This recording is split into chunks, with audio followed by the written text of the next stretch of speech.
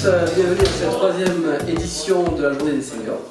Alors, cette année, nous allons parler de maisons connectées. Alors, pour commencer, on va définir ce qu'est en détail la maison connectée.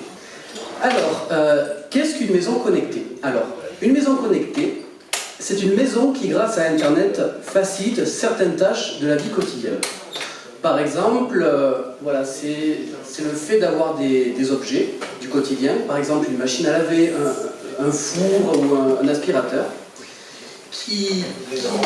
ou des lampes, voilà, qui du fait en fait que ça soit connecté vous facilite le quotidien par des automatisations. Voilà.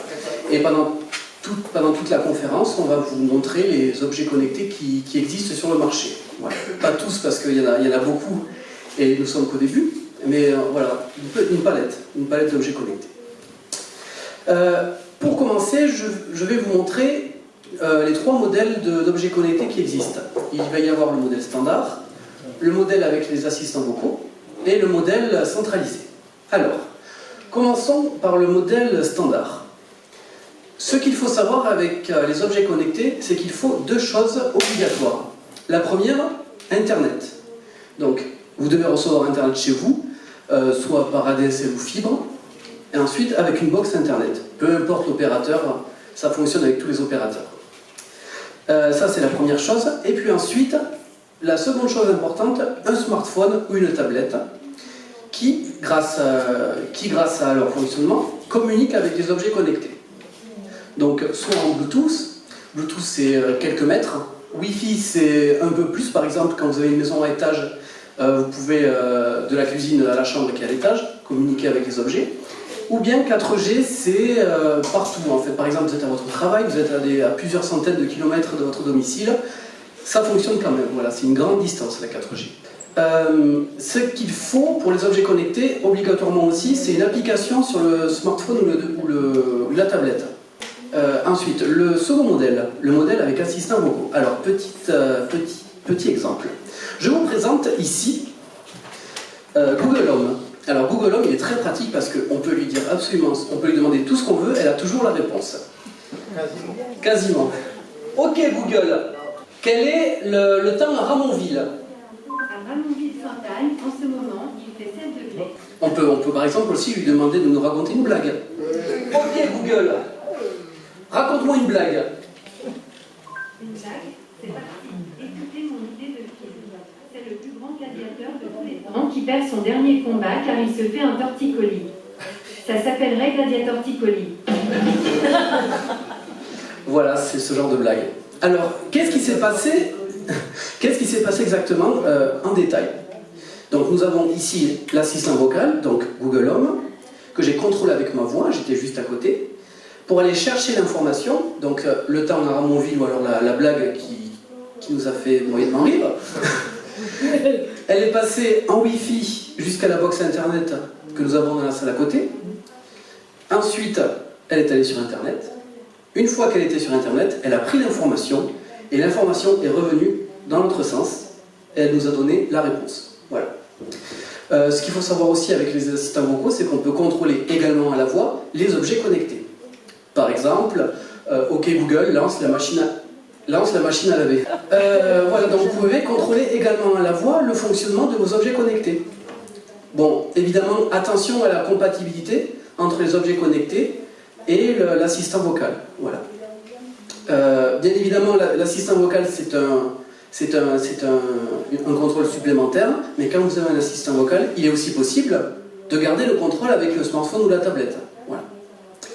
En général, donc, le prix des enceintes varie entre 50 et 300 euros. Celle-ci, par exemple, elle est dans les 150 euros. Donc, il existe trois principaux assistants vocaux, donc trois grandes entreprises qui les fabriquent. La première, Google, celle que nous avons ici, Google Home. Ensuite, nous avons Amazon avec Alexa Echo. Voilà. Et ensuite, nous avons Apple avec HomeKit. Pour les produits Apple, il faut faire très attention avec la compatibilité. Voilà. De préférence, il faut avoir des objets connectés Apple, avec HomeKit de préférence. Voilà. Troisième et dernier modèle de la maison connectée, le modèle centralisé. Alors, avec le modèle standard, nous avons vu qu'il fallait obligatoirement une application, un objet connecté. Imaginez, vous avez une maison avec par exemple 50 objets connectés. Ça veut dire qu'il vous faut sur votre téléphone télécharger 50 applications, une application, un objet connecté. C'est pas très pratique. Voilà. Donc là, il existe un boîtier centralisateur. Donc là, c'est le même modèle que le modèle standard. Donc le boîtier centralisateur est ici, et lui, en fait, ce qu'il va faire, c'est qu'il va regrouper toutes les applications dans une seule et même application. Tous les objets. Tous les objets, pardon, j'ai confondu. Du coup, ce qui fait que quand vous allez aller sur votre tablette ou votre smartphone, vous ouvrirez qu'une seule application, et dans cette application-là, vous aurez les contrôles de tous les appareils qu'il y a dans votre domicile. Voilà. Ça vous permet d'allumer plusieurs choses en même temps, par exemple. Vous pouvez allumer le chauffage à la température que vous souhaitez, et en même temps, allumer, par exemple, la salle à manger. Voilà. Deux choses en même temps. En fait, le boîtier centralisateur, il est avantageux à partir du moment où, par exemple, vous avez décidé de connecter quelque chose, mais vous n'avez jamais fait aucun objet, vous allez décider de faire quelque chose de complet dans votre maison. Les volets, la porte, le ci, le là. Donc, vous allez utiliser un fabricant qui va vous centraliser et vous connecter toute la maison avec le même boîtier. Ce qui veut dire que ça vous demande une anticipation. Dans mon cas, par exemple, moi j'ai quelques objets connectés de manière individuelle, des lampes, des prises, etc. Et comme c'est au fur et à mesure que je me suis équipé, je peux pas ou je peux difficilement centraliser avec le même fabricant parce que j'ai acheté plusieurs marques différentes. Et donc c'est là, le schéma est un peu différent en fonction de la manière dont on s'est équipé au départ, en fait. Donc les deux schémas sont bons.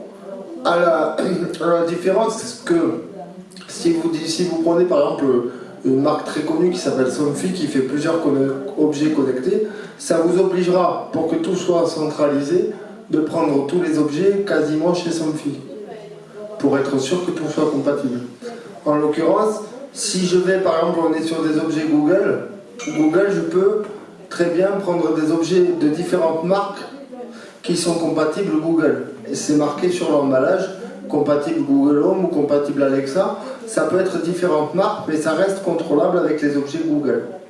Donc en fait, c'est une vraie réflexion à avoir en amont pour savoir qu'est-ce qu'on a envie de connecter et donc quel schéma on va utiliser. Et la plupart du temps, c'est soit on décide de tout connecter d'un coup, et dans ces cas-là, le boîtier centralisateur a tout son sens, soit on décide de prendre un objet, puis un autre, plus tard, et là, dans ces cas-là, il y a un côté individuel. Voilà. Alors, pendant cette conférence, comme je vous ai dit, on va voir une palette d'objets connectés qui existent sur le marché. Donc, on les a rangés par 3 catégories. Nous allons commencer par la catégorie confort, avec les thermostats, les prises électriques et les ampoules, la domotique, donc tout ce qui est volets, portes et portails. Ensuite, second volet, la sécurité, avec les détecteurs de fumée, les alarmes à intrusion, tout ce qui est visiophone et interphone, les serrures connectées, et ensuite, le dernier volet concernera tout ce qui est loisirs et santé, avec d'abord le jardinage, nous parlons d'arrosage automatique et de tondeuse, nous parlons de montres connectées, et enfin tout ce qui est médecine à distance avec les montres et les balances connectées. Voilà. Je vais maintenant donner la parole à mon collègue Youssef, qui va nous parler du volet confort. Nous allons tout d'abord commencer par la régulation de la température. Je vais tout d'abord vous présenter les thermostats standards qui, eux, n'ont pas de contrôle à distance, sont filaires et ont un réglage manuel, contrairement aux thermostats connectés qui, eux, ont un contrôle à distance via smartphone ou tablette, en passant bien sûr par une application. Vous pouvez gérer la température comme vous le souhaitez à n'importe quel moment.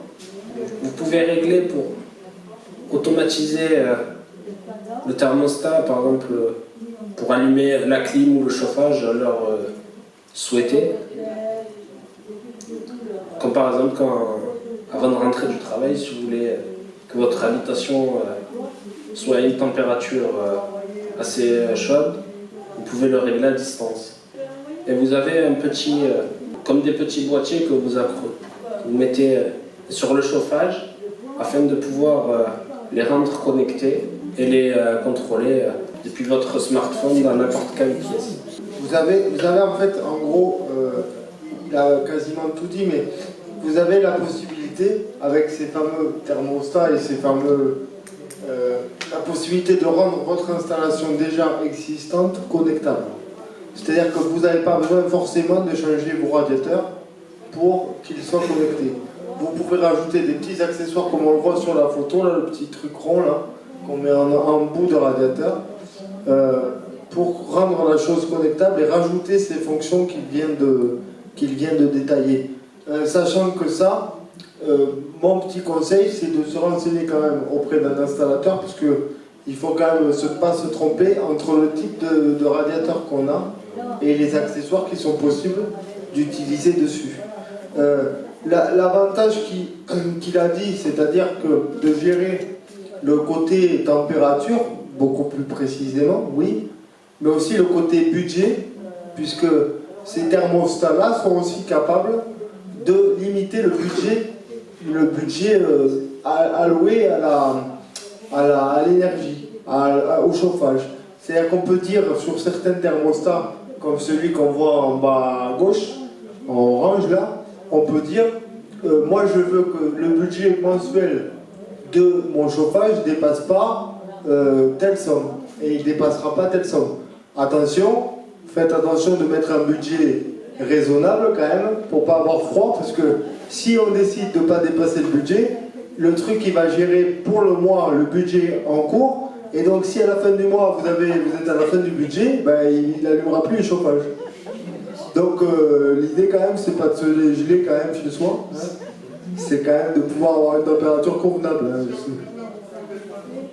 Donc voilà, il y a la possibilité de ça. Sachant que ces thermostats-là aujourd'hui sont quand même livrables avec certains contrats énergétiques type EDF ou Engie qui se sont associés à ce type d'appareil pour essayer de nous faire des économies et pour le côté un peu écologique de la chose.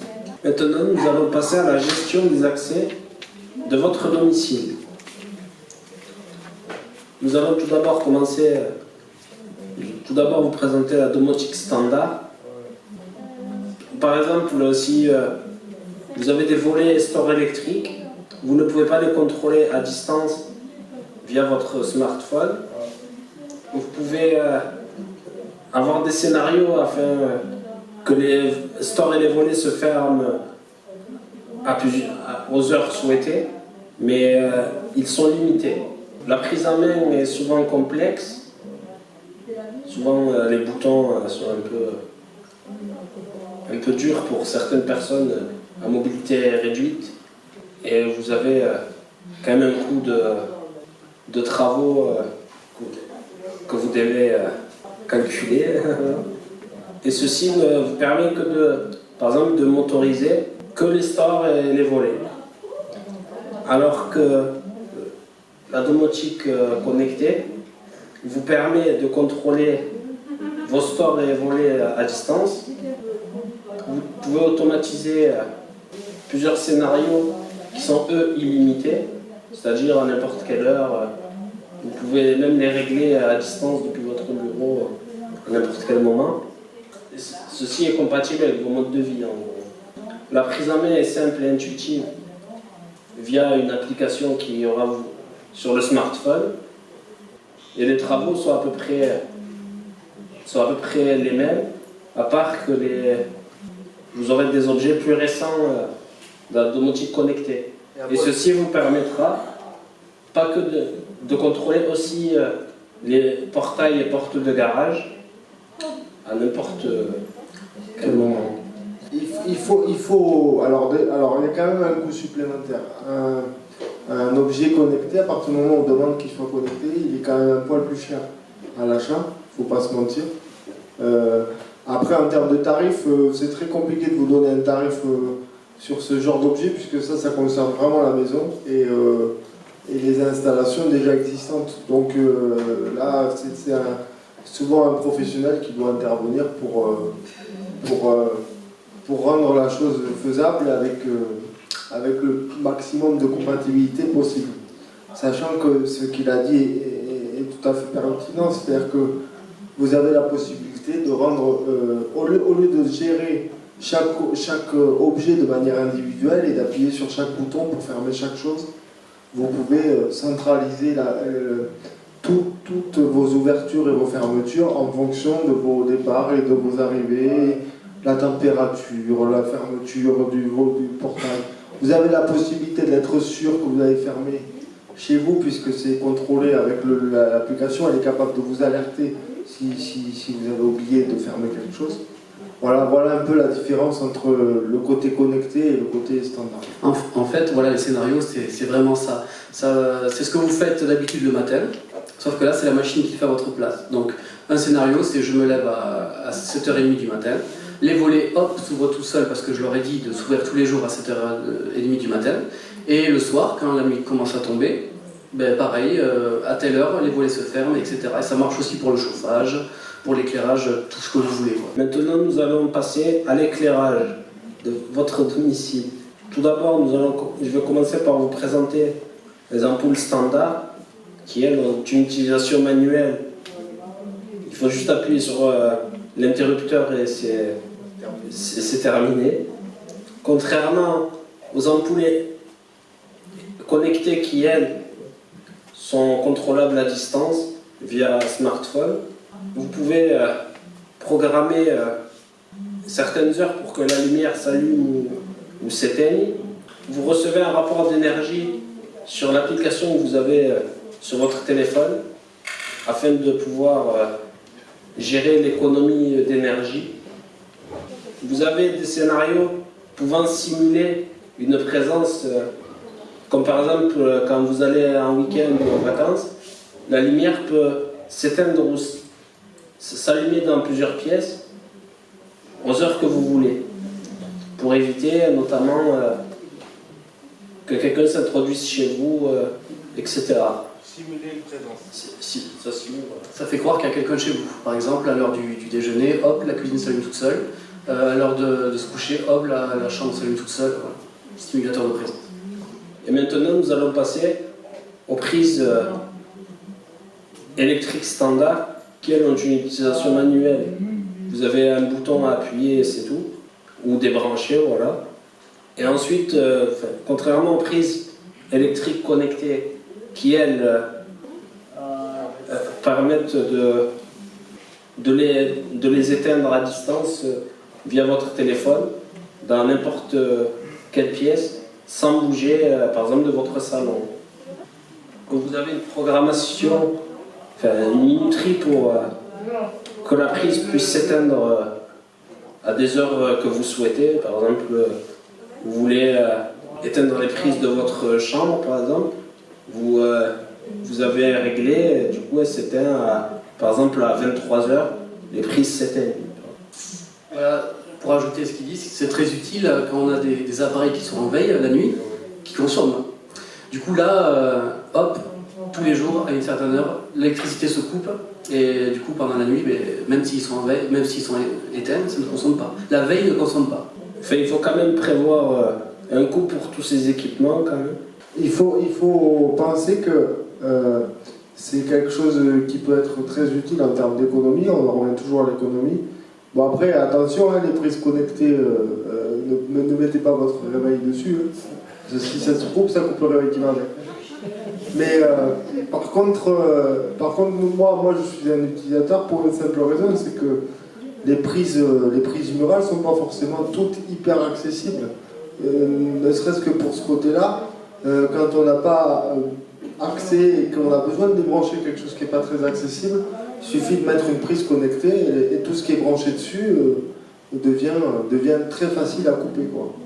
Donc il y a aussi la possibilité du coup de rendre quelque chose qui est difficilement faisable dans la vie de tous les jours, hyper facile à faire, rien qu'avec votre téléphone. Maintenant, je passe la main à Romain pour le volet sécurité. Alors, on va faire un petit résumé de tout ça, c'est-à-dire que là, on parle de plein d'objets. L'intérêt, il est simple, plus vous avez d'objets connectés compatibles, plus vous pouvez faire de choses de manière automatisée. J'ai envie de dire que la maison connectée, c'est un peu la maison des feignants. C'est-à-dire qu'on n'a pas besoin de bouger, on peut faire plein de choses.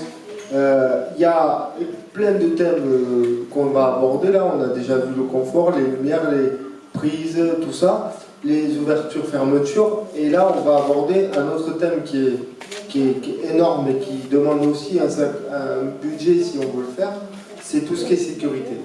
En termes de sécurité, on va aborder plusieurs choses. On va aborder les visiophones qui, vous verrez, peuvent apporter des fonctions supplémentaires d'un interphone basique et normal. On va aborder tout ce qui est caméra de sécurité et serrure connectée. Quel est l'avantage et les inconvénients. Et après tout ça, on peut toujours prendre un objet ou un autre, on n'est pas obligé de tout prendre. Il n'y a pas d'obligation à tout avoir chacun prend ce qu'il veut selon ses besoins et son budget. Puisque en termes de sécurité, ce qui est compliqué, c'est aussi un budget. Parce qu'il y a tout ce qui est caméra qu'on va acheter de manière individuelle et qui est utilisable sans aucun abonnement. Et il y a aussi tout ce qui est avec des sociétés annexes qui viennent de l'extérieur, et là on paye un abonnement mensuel pour avoir un service supplémentaire. Donc il n'y a pas d'obligation à prendre ce qui est avec abonnement mensuel, mais vous verrez que chaque service a son avantage et son inconvénient. Alors le détecteur de fumée, moi j'ai aujourd'hui, puisque je suis locataire, c'est pas moi qui l'ai mis, j'ai un détecteur de fumée, tout ce qui est standard, c'est-à-dire qu'il coûte en moyenne 20 €, il est censé détecter la fumée, c'est son rôle, il sonne très fort et souvent, pour moi en tout cas, il devient inaccessible quand il sonne. Donc il faut que j'aille chercher un manche à balai pour pouvoir le couper, etc. Voilà, ça c'est aussi le désavantage d'un normal. Ensuite, il a aussi parfois la fâcheuse tendance de ne pas faire la différence entre la vapeur d'eau et la fumée. Donc il va sonner s'il est proche de quelque chose qui produit une vapeur d'eau ou autre. Ça, c'est les détecteurs standards. Ensuite, on a des détecteurs de fumée qui aujourd'hui apportent quelques améliorations quand même. On est d'accord que c'est un poil plus cher. Je pense qu'en moyenne, on a mis 100 €, je pense qu'on n'est pas loin du prix.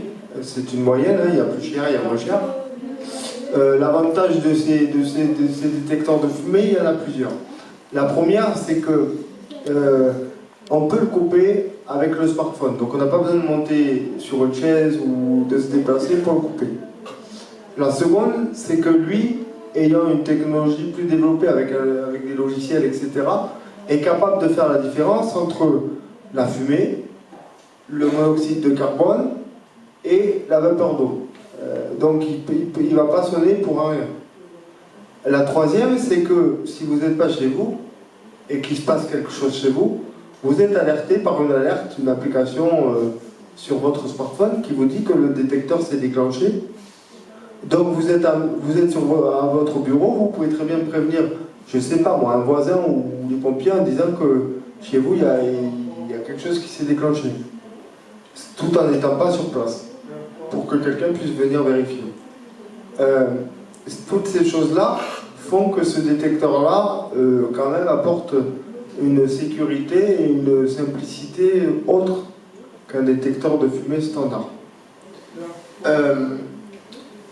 Vous avez aussi, quand vous êtes, il se déclenche par exemple, au lieu de vous dire, au lieu de sonner, il va vous dire j'ai détecté la fumée à tel endroit. Voilà. Alors après, ça dépendra si vous en avez un, si vous en avez deux, ça dépend de la taille de votre maison, etc. Mais voilà un peu l'intérêt d'un détecteur de fumée. Ensuite, on a tout ce qui est porte d'entrée, c'est-à-dire visiophone, interphone, tout ça. Alors, le standard, quand on parle d'interphone, c'est un interphone standard, c'est-à-dire vous décrochez, vous entendez la personne au mieux et vous appuyez sur le bouton et ça ouvre la porte. La porte d'un hall par exemple. Ça c'est l'interphone standard. Donc il n'y a rien d'exceptionnel, tout le monde connaît, ça ressemble à ça, et voilà. Ensuite, on a interphone et visiophone. Alors, tous les interphones aujourd'hui connectés, pour la plupart, ne sont pas des interphones, ce sont des visiophones. La différence entre un interphone et un visiophone, c'est que le visiophone, déjà, vous permet de voir la personne qui sonne. Ça vous permet de voir ça. La deuxième différence, c'est que s'il est connecté, au lieu d'aller voir sur un écran fixe, vous avez la possibilité que l'image soit transférée sur votre télé quand elle est compatible ou sur votre smartphone. La troisième différence, c'est que vous pouvez interpeller la personne qui a sonné pour lui dire voilà, qu'est-ce que vous voulez, qu'est-ce que vous venez faire ici, ou etc. Moi j'ai un exemple très concret. Si un livreur se pointe avec un colis, vous voyez que c'est le livreur, vous pouvez interpeller le livreur en lui disant voilà, je ne suis pas chez moi, vous pouvez le déposer à tel endroit. Vous verrez aller plus loin avec quand on parlera de serrure connectée, mais ça encore c'est un choix, il n'y a pas d'obligation, on peut déjà au moins parler avec l'interlocuteur, c'est déjà une chose. On a différentes visiophones, donc on a la première qui ressemble à une petite sonnette, en fait, et en fait la caméra est là, en haut là, et ensuite vous avez ce type d'interphone un peu carré. Les deux font strictement la même chose, ce sont différentes marques et différents modèles, donc après c'est une histoire de coûts et d'options.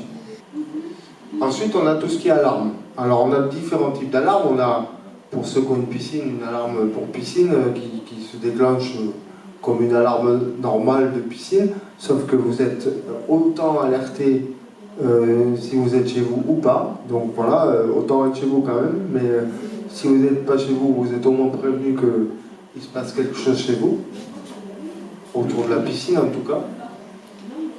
Après on a ce genre d'alarme qui sont des détecteurs d'ouverture de fenêtres et de portes. C'est-à-dire que là, vous avez mis ces petits boîtiers au niveau de la fenêtre, et donc si quelqu'un le force et que ça désolidarise les deux parties, là, les deux côtés, il y a une alarme qui va se mettre en route et vous serez prévenu qu'il y a une intrusion chez vous. C'est là où il y a différents systèmes. Nous avons le système là, aujourd'hui, moi c'est celui que je présente parce que on ne voulait pas partir dans une idée d'abonnement mensuel, etc. C'est-à-dire que là, vous achetez les trucs anti-ouverture et après, une fois que vous avez fait l'achat, vous n'avez pas de dépenses supplémentaires. La fonction elle-même, le détecteur fonctionnera. Mais par contre, vous n'avez pas de service de personne qui viendra contrôler si quelqu'un est rentré dans la maison ou pas. Il y a d'autres systèmes qui s'appellent Verisure ou Securitas ou etc. qui eux vont faire la même chose, vont vous fournir le même matériel avec la détection d'ouverture de fenêtres et de portes, mais qui, une fois déclenchés, vont envoyer quelqu'un contrôler, une société privée, pour voir, contrôler si c'est vraiment un cambriolage ou pas. Et après, de ce fait, prévenir la police ou pas. Ça, c'est un service supplémentaire, mais ce genre de service demande un abonnement mensuel. Alors que là, les objets qu'on vous montre ne demandent aucun abonnement mensuel, et vous serez juste prévenu qu'il y a quelque chose, et donc vous pouvez demander à votre voisin de jeter un œil ou prévenir la police ou autre, si vous n'êtes pas là. Ensuite, on a tout ce qui est serrure connectée. Alors les serrures connectées, bon après, serrure standard on connaît, hein, avec une clé et un barillet normal. Et ensuite, on a la même chose avec une serrure connectée. La serrure connectée, il ne faut pas se formaliser, c'est une serrure, tout ce qu'il y a de plus normal, sauf que, à partir du moment où elle est connectée, vous automatisez l'ouverture et la fermeture de cette serrure. C'est-à-dire que vous partez, je ne sais pas moi, dans votre... Vous mettez une serrure comme ça, vous avez votre smartphone, et vous ouvrez sans clé, vous autorisez tel ou tel smartphone à pouvoir ouvrir chez vous. Attention, de manière très contrôlée. C'est-à-dire que quand vous autorisez tel ou tel smartphone, ça veut dire que vous autorisez telle ou telle personne à entrer chez vous ou à utiliser cette serrure. À tout moment, cette personne, vous pouvez lui enlever l'accès à cette serrure-là. C'est très utile, par exemple, si vous avez une famille avec des enfants, vous rentrez du travail après eux, vous avez une serrure connectée, et ben, ils ont la possibilité de l'ouvrir, ils vont l'ouvrir, ils vont rentrer chez eux, et après la serrure va se fermer toute seule, et vous serez averti que telle personne est rentrée à telle heure, et qu'elle est tranquillement chez elle, il n'y a pas de problème. Ça, c'est la serrure connectée. Il y a différents moyens d'ouverture. Il y a des ouvertures par code, il y a des ouvertures par badge, par télécommande, ou encore par empreinte digitale. Donc ça, c'est pour pousser la sécurité encore plus loin dans les professionnels, aujourd'hui, utilisent des ouvertures par carte ou par empreinte digitale sans aucun problème. En termes de sécurité, on est quand même dans des choses très sécurisées. Il y a la possibilité, donc voilà à quoi ressemble une serrure. Et en fait, vous voyez la clé à l'extérieur, c'est en fait, la clé reste tout le temps à l'intérieur de la serrure. Et le fait de l'activer, c'est juste l'action d'ouvrir la serrure. La clé en elle-même, elle est à l'intérieur de la serrure, mais on ne la voit pas.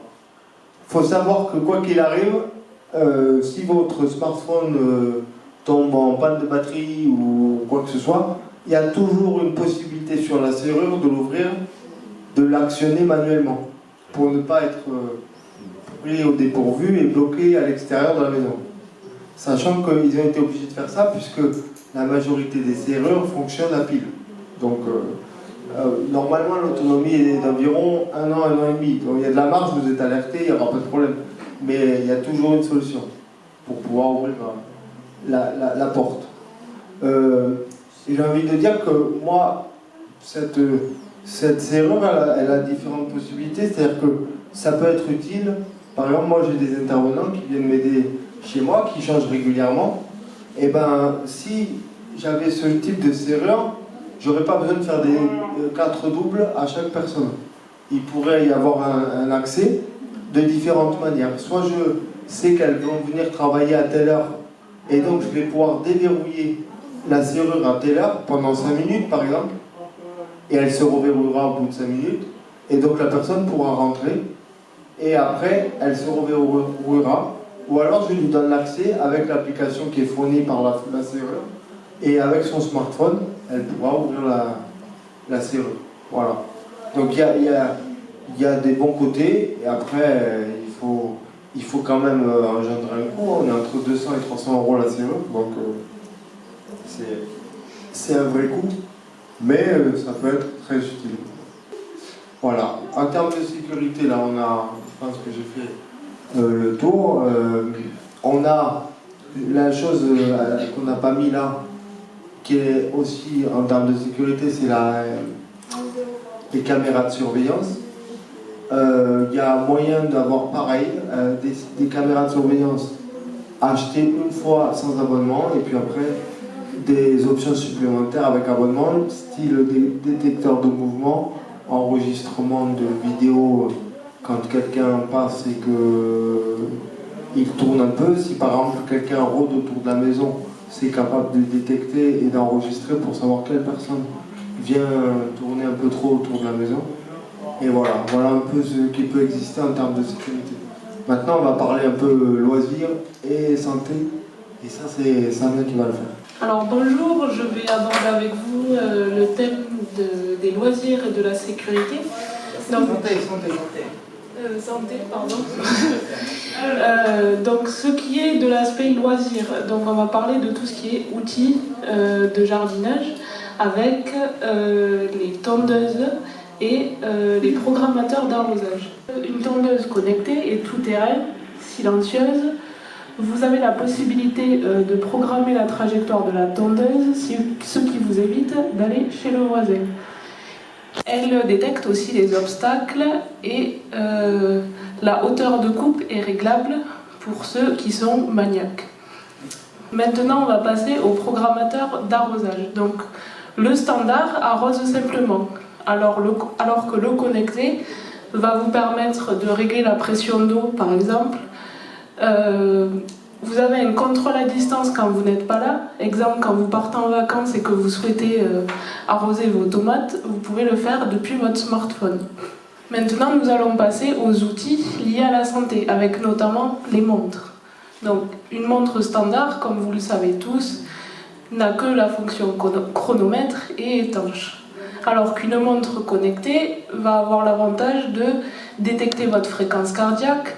En cas de chute ou de malaise, la montre va émettre une alerte, ce qui va alerter directement les pompiers ou un membre de votre famille.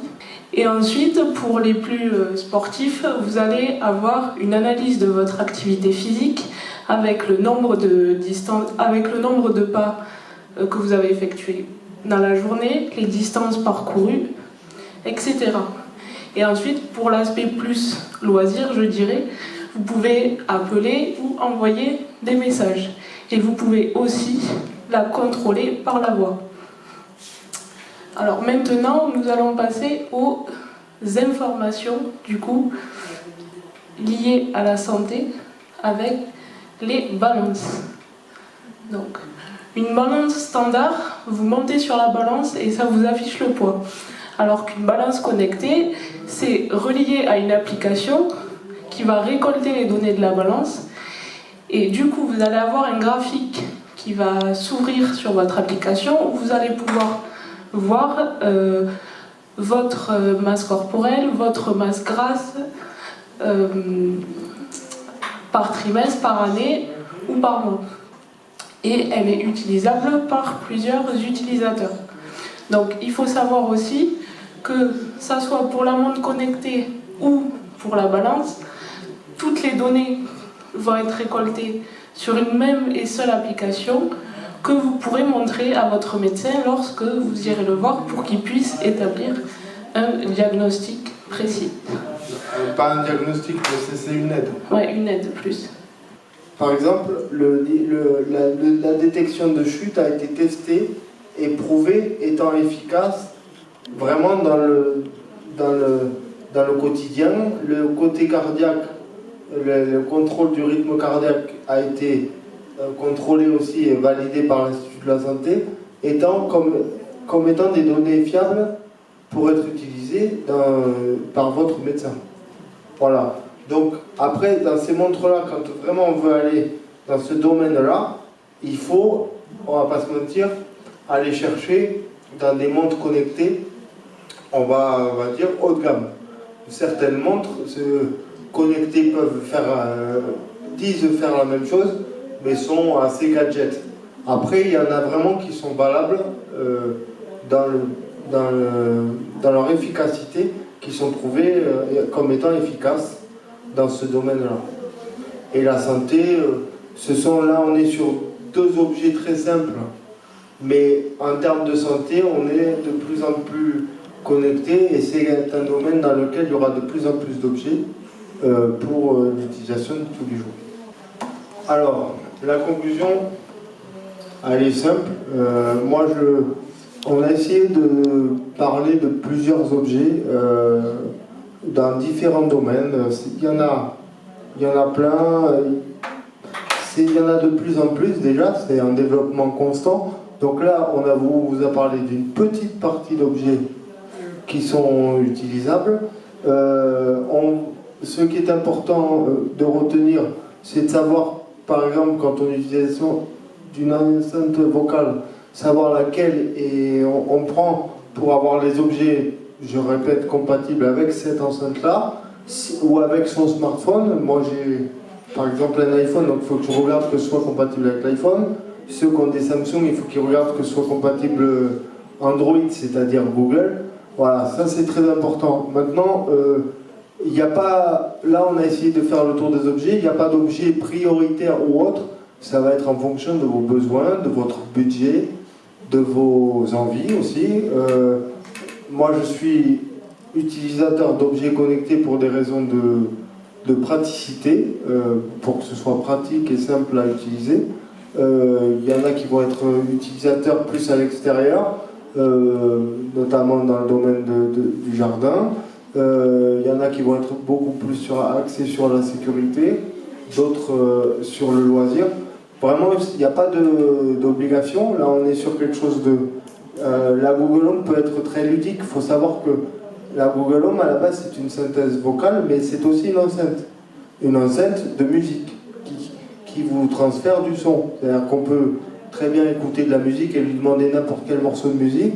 On peut écouter la radio, on peut écouter... Pour l'instant, elle n'est pas encore capable de téléphoner, mais je sais que par exemple, il y a Orange qui travaille sur une enceinte qui va être abordable, à un prix abordable, et qui, dans le domaine par exemple du handicap, va être très utile, puisqu'elle sera capable de lancer un appel avec un interlocuteur. Ce qui permet pour les gens qui ne peuvent pas prendre le téléphone en main, de pouvoir être autonome en termes d'appels, d'envoi de SMS, etc. On va être... moi, je suis plus axé sur, bien sûr, par rapport à moi, sur l'accessibilité, sur la domotique qui rend la vie plus facile. Et il y en a d'autres qui vont être plus axés sur le côté un peu loisir et d'autres sur la santé.